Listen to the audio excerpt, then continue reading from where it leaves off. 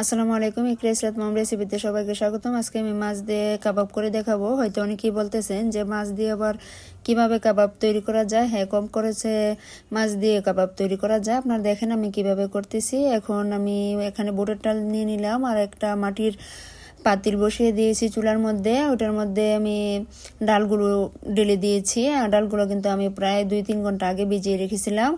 এখন দিয়ে দিলাম 4-5টা কাঁচামরিচ, তারপর দিয়ে দিতেছি পেঁয়াজ কুচি, এখন দিয়ে দিলাম 1 ইঞ্চি আদা, তারপর দিয়ে দিলাম কয়েকটা রসুন কুচি। সবগুলো কিন্তু আমি কুচি করেই ব্যবহার করতেছি। এখন লবণটাও দিয়ে দেব। লবণটা দিয়ে তারপর আমি এটা ভালো করে সিদ্ধ করে নেব। এই যে দেখেন লবণ দিয়ে নিতেছি। লবণ দিয়ে তারপর পানি দিয়ে আমি এটা ভালো করে সিদ্ধ করে নেব।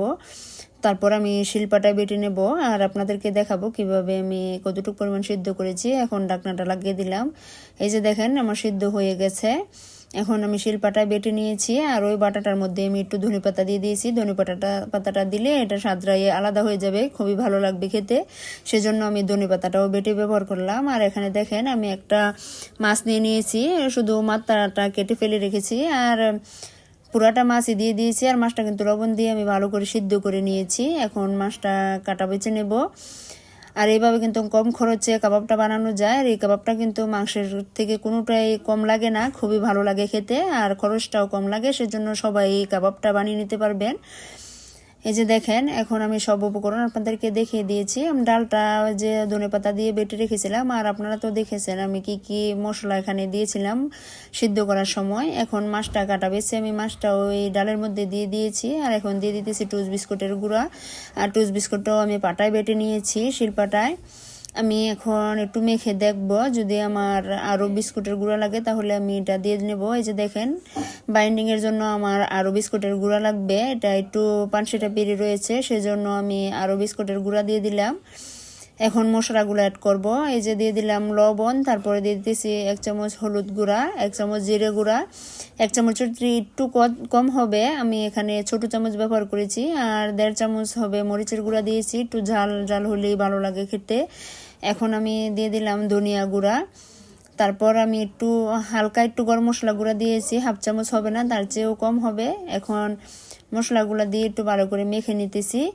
মেখে তারপর বাইন্ডিংয়ের জন্য আমি এখানে একটা ডিমও দিয়ে দেব। আগে মশলাগুলো মিশিয়ে নেব, তারপর ডিমটা ভেঙে দেব। এই যে দেখেন এখন আমি একটা ডিম ভেঙে দিয়ে দিতেছি। আর এটা কিন্তু আমাদের হাঁসের ডিম, আমার আম্মুর হাঁসের ডিম, সেজন্য ডিমটা সাদা। এই যে দেখেন আমি কিন্তু এখন মেখে নিয়েছি। মেখে তারপর এখন বানিয়ে আপনাদেরকে দেখাবো। এটা কিন্তু খুব কম খরচে হয়ে যায়, সবাই বানাতে পারবেন, কোনো সমস্যা নেই। মাংসটা কিন্তু একটু খরচের ব্যাপার, সেজন্য আমি মাছটা দিয়ে করতেছি। আর আশা করি আপনারা এটা করলে এটার স্বাদটা আপনারা নিজেই বুঝতে পারবেন। এই রেসিপিটা আপনারা করে খেয়ে দেখবেন, খুবই ভালো লাগে খেতে। এই যে দেখেন আমার সবগুলো বানানো হয়ে গেছে। এখন আমি ডালটা কিভাবে প্রিপারেশন করে রাখি ওইটাই আপনাদেরকে দেখাবো। এই যে দেখেন আমি ডাল এখানে বেটে নিয়েছি আর আমি কিন্তু আদা বাটা করেছি, ডালটা কিন্তু মিহি বাটা করিনি। এখন আমি এখানে 2 চামচ আদা রসুন বাটা দিয়ে দিলাম আর দিয়ে দিলাম হালকা একটু গরম মশলার গুঁড়া। এখন দিয়ে দিলাম 1/2 চামচ হলুদ গুঁড়া, 1/2 চামচ জিরে গুঁড়া, তারপর দিয়ে দিলাম 1/2 চামচ ধনিয়া গুঁড়া। এখন মরিচের গুঁড়াটা দিয়ে দেবো। এই যে দেখেন মরিচের গুঁড়া আমি 1 চামচ দিয়েছি, আবারও 1/2 চামচ দিয়ে দিলাম। আর মরিচের গুঁড়াটা একটু বেশি দিয়েছি জাল হওয়ার জন্য। এখন দিয়ে দিলাম আমি পেঁয়াজ কুচি কিন্তু অনেকগুলাই দিয়েছি, 1 কাপ হবে। এখন ধনিয়া পাতা কুচিও দিয়ে দিলাম আর এখানে 2টা কাঁচামরিচ কুচি দিয়ে দিলাম। এখন দিয়ে দিতেছি বেসন আমি এই যে দেখেন চামচ নিয়ে নিয়েছি, চামচটা দিয়ে মাপ দিয়ে দিতেছি 2 চামচ। আর আমার বেসনের রেসিপিটা যারা দেখেছেন সেটা সবাই হয়তো জানেন যে বেসনটা আমি একদমই প্রিপারেশন করে নিয়েছিলাম, সেজন্য আমি মশলাটা এখানে কম দিয়েছি। এই যে দেখেন আমি এখন পলিথিন ব্যাগে ভরে নিতেছি, ছোট পলিথিন ব্যাগে। এইরকম করে রাখলে তাহলে শুধু নামিয়ে পেঁয়াজগুলা বানিয়ে ফেললেই হয়। এই যে দেখেন আমি আমার একদিনের যতটুকু পরিমাণ লাগবে ততটুকু আমার আন্দাজ মতন আমি ভরে নিতেছি।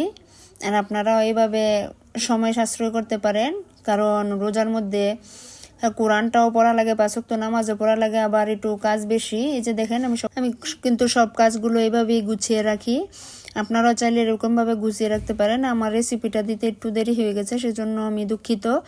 আর আমার কথার মধ্যে কোনো ভুল ত্রুটি হলে প্লিজ ক্ষমা দৃষ্টিতে দেখবেন, রেসিপির মধ্যে কোনো ভুল ত্রুটি হলে প্লিজ ক্ষমা দৃষ্টিতে দেখবেন। সবাই ভালো থাকবেন, সুস্থ থাকবেন। আসসালামু আলাইকুম, আল্লাহ হাফেজ সবাইকে।